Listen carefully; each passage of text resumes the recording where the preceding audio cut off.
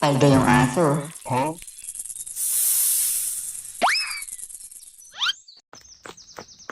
Teka, Ah? Bakit?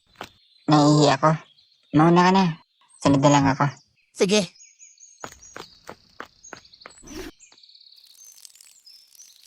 Paldo yung aso.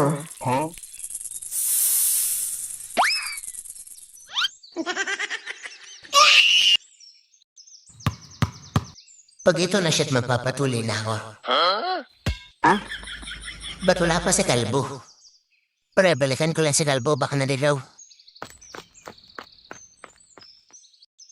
Uy, sabi mo iihi ka lang. Matutulog ka lang pala. Pre, tulong natuklaw ako ng ahas. Ah? Saan? Sa junjun ko. Teka, may kaibigan ako, doktor. Tuwagan ko.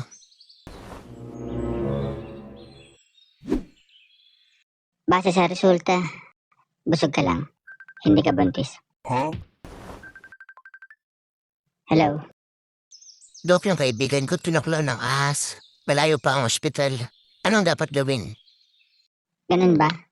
Isa lang ang paraan para mailigtas siya. Paano? Kailangan mo sipsipin yung lason palabas kung saan siya natuklaw. Anong sabi? Mamamatay ka na daw.